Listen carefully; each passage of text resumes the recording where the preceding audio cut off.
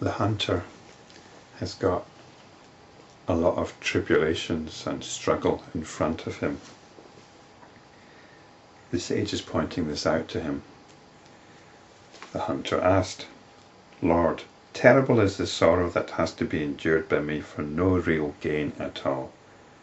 Is there a means by which this fate can be averted?"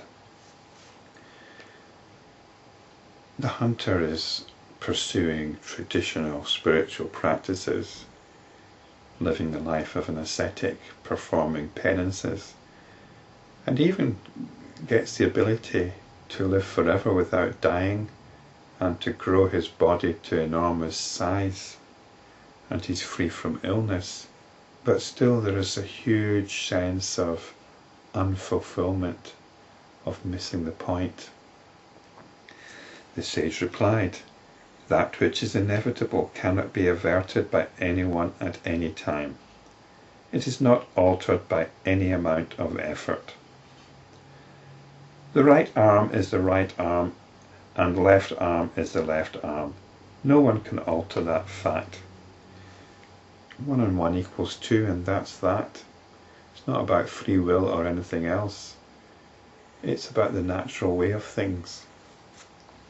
The head and the feet cannot be exchanged for one another. Whatever is, is.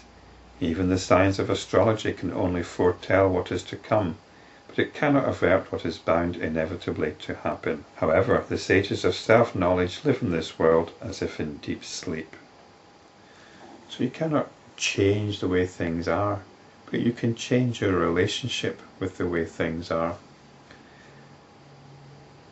They experience the result of past actions without allowing the inner consciousness ever to become perverted, even if the body is to be burnt.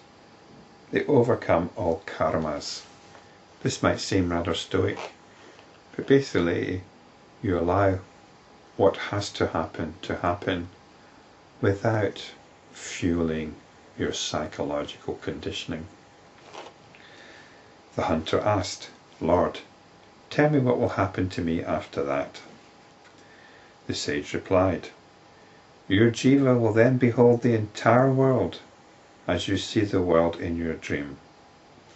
Now the hunter has died. His body had become huge, of cosmic proportions, and eventually he saw how pointless it was, and he left it, and the body came crashing onto the earth plane, bringing about cosmic dissolution. Now here he is in his disembodied jiva, still needing to express itself, still needing to work things out. It will then regard itself as the king.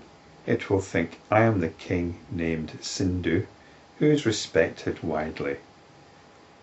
I think Sindhu was the name of the region. He was the king of the Sindhu region, but maybe he was called Sindhu as well. "My father having retired to the forest, I became king when I was only 8 years of age.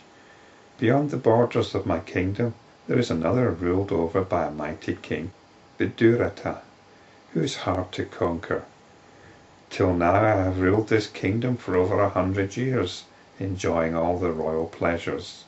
Alas, now my kingdom is invaded by King Viduratha. On account of this thought, there will ensue a fierce battle between you and the king Viduratha. You will kill Viduratha. You will then become the king of the whole world. Surrounded by the ministers, you will engage yourself in the following dialogue. The minister will say to you, 'It is a wonder, O king, that you have been able to conquer this king Viduratha.' You will respond, 'I am indeed wealthy and powerful. Why then do you regard it as a wonder that I was able to conquer Viduratha?' The minister will say, 'He has a wife named Leela, who had by her austerity and devotion propitiated goddess Saraswati, who had adopted Leela as her daughter and fulfilled all her prayers. It would not have been difficult for her to destroy you.' You will say, 'If that is the case, it was certainly a great wonder that I was able to vanquish Viduratha. Tell me, why did not Viduratha seek to defeat me with the help of the goddess?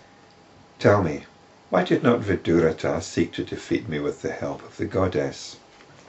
Now, as we're coming to the end of the Yoga Vasistha here, something quite remarkable has happened.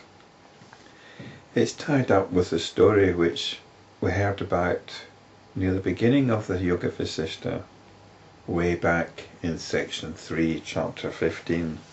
This is the story of Queen Leela and King Padma, which was quite an extensive story.